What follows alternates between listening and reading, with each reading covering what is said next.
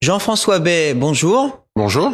Vous êtes le directeur général de Morningstar en France. Alors Morningstar, c'est le leader mondial de la notation des fonds, activité bien connue, mais Morningstar, c'est aussi d'autres activités.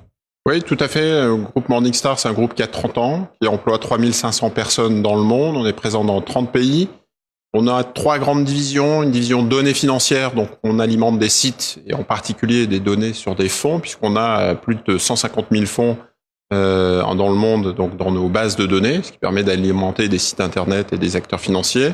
On est aussi leader sur les logiciels financiers qui utilisent justement ces données, ces datas comme outil d'aide à la décision, et on est aussi leader sur la recherche financière et le consulting. Donc on émet des recommandations en toute indépendance sur ces différents produits financiers. Alors Morningstar a réalisé une enquête auprès des CGPI, les conseillers en gestion de patrimoine indépendants, une enquête d'opinion. Pourquoi est-ce que vous avez réalisé cette enquête ? Alors, en fait, on a une étape charnière pour le monde de l'industrie du conseil financier, puisque la loi en Europe MiFID II arrive à grands pas. Les décisions, c'est justement, comme en Angleterre, d'imposer la fin des rétrocessions pour les conseillers financiers, quels qu'ils soient. Et donc, quand on parle de conseil financier et de paiement des honoraires, ça fait un petit peu peur à tout le monde, puisque aujourd'hui, la principale source de revenus des conseillers financiers indépendants sont l'intermédiation, les rétrocessions sur ces produits financiers. Si on les interdit, c'est 88% du chiffre d'affaires qui disparaît, donc ça fait froid dans le dos. Alors l'essentiel de cette intermédiation, c'est d'abord l'assurance vie. Oui, tout à fait. Le produit phare en fait des conseillers financiers, c'est à 88% l'assurance vie. Viennent ensuite les produits immobiliers de défiscalisation à 43% et à 28% les fonds et les titres, donc le conseil, l'intermédiation sur les fonds et les titres. Donc ça représente 88% du chiffre d'affaires en moyenne des conseillers financiers qu'on a interrogés au courant du mois de mai. 12% est donc réalisé par le conseil, les missions de conseil, où on va soit analyser le bilan patrimonial, donc émettre un diagnostic en une fois, soit pouvoir sélectionner un produit une fois qu'on a fait le diagnostic, soit avoir un suivi, un monitoring, comme on dit, du patrimoine du client. Donc c'est toute la chaîne de valeur qui représente ce conseil, mais malheureusement, ça a l'air d'être très très important, mais ça ne représente que 12% en moyenne du chiffre d'affaires des conseillers financiers indépendants. Alors 12% seulement, ça n'est pas du tout le cas, notamment dans les pays anglo-saxons. Oui, alors dans les pays anglo-saxons, l'Angleterre a déjà basculé et a interdit ces rétrocessions. Ça a entraîné à peu près la disparition d'un quart des conseillers financiers en Angleterre. Je pense que quand on regarde l'enquête et quand on regarde les chiffres, les missions de conseil sont très importantes. En moyenne, on a 15 missions de conseil par conseiller financier qui sont mis en place pour le compte du client. Donc vraiment une mission conseil que j'évoquais, bilan, sélection et suivi. C'est aux 2/3 des missions qui sont très utiles puisqu'elles sont suivies de recommandations concrètes. Donc on voit que beaucoup de missions utiles, malheureusement, 1/3 seulement prennent la forme, donc débouchent sur une rémunération payée tout ou partie par le client. Et donc ce tiers des missions de conseil qui sont payées par le client directement ne représente que 12% au final. Donc on voit qu'il y a vraiment une place, la justification du paiement par honoraire semble très très difficile, alors même que c'est quand même une grande partie de l'activité du conseiller. Alors Jean-François, pourquoi est-ce que les CGP ont autant de mal à facturer la mission de conseil ? Alors je pense qu'il y a 2 raisons principales qui sont évoquées dans cette enquête. La première, c'est que le client a été mal habitué. Aujourd'hui, la sélection, le conseil, justement, toutes ces missions, à travers un guichet bancaire, à travers la compagnie d'assurance ou à travers un conseiller financier indépendant, est de manière indolore payé à travers des produits. Il ne s'en rend pas compte, il ne se rend pas compte en fait du temps qui est passé, du coût que ça représente. C'est comme si on vous disait, on va vous donner les médicaments ou on va vous donner votre voiture.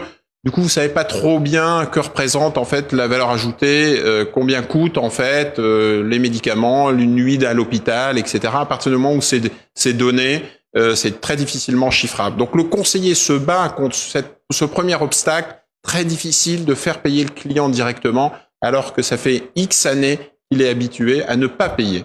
Deuxième grand défi pour la profession, c'est justement d'avoir une reconnaissance de la profession. Aujourd'hui, on a une profession qui est relativement jeune, qui demande à se professionnaliser, et elle se bat dans la reconnaissance face à des professions du droit ou du chiffre qui sont très très connues, les avocats, les notaires, les experts comptables et aussi le banquier quelque part, et qui sont forcément très connus et qui, j'allais dire, ont déjà justifié le coût de leurs honoraires. On ne se pose plus la question de savoir s'il faut payer un expert comptable ou s'il faut payer un avocat. Aujourd'hui, les Français n'ont pas pris l'habitude, n'ont pas le même réflexe quand il s'agit du conseil financier. Alors il y a aussi une difficulté en France, c'est que l'épargnant et le professionnel continuent à avoir une approche par le produit et non pas par l'analyse du patrimoine. Oui, c'est ça.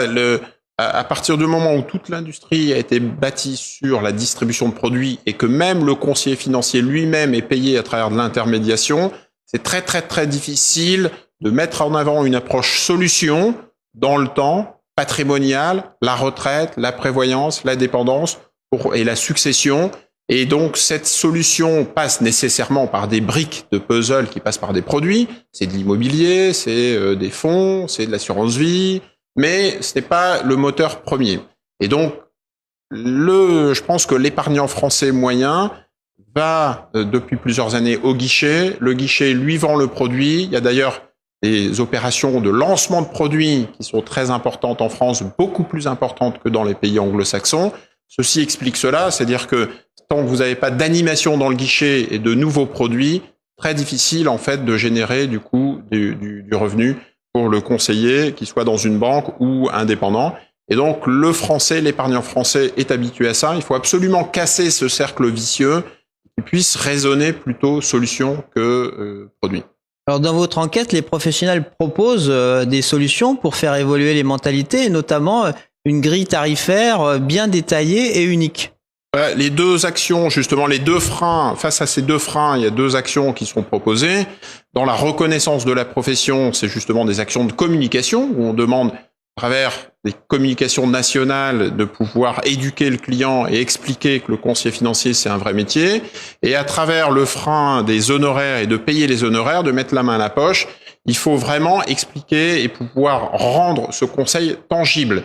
Avoir des missions claires, standardisées, pouvoir quantifier le temps passé et la mission, et donc pouvoir quantifier un prix, mettre un prix sur ce service, bilan patrimonial, sélection de produits ou monitoring, suivi du patrimoine.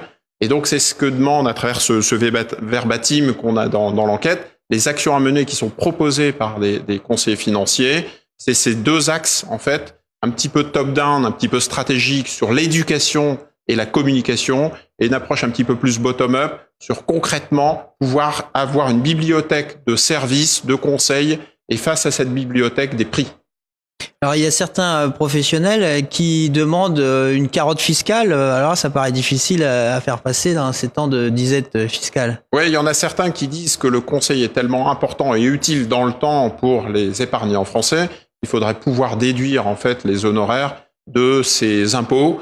Bon, voilà, ça va être forcément assez difficile, mais je pense que ça illustre bien, en fait, la volonté des conseillers financiers, d'une part, de professionnaliser cette industrie, et d'autre part, de pouvoir avoir un effort d'éducation auprès des épargnants.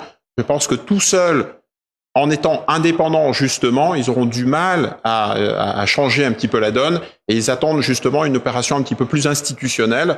Et d'ailleurs, eux-mêmes reconnaissent l'intérêt du réseau et de l'appartenance au réseau pour pouvoir se battre, soit pour développer leur structure, soit pour une reconnaissance de la profession.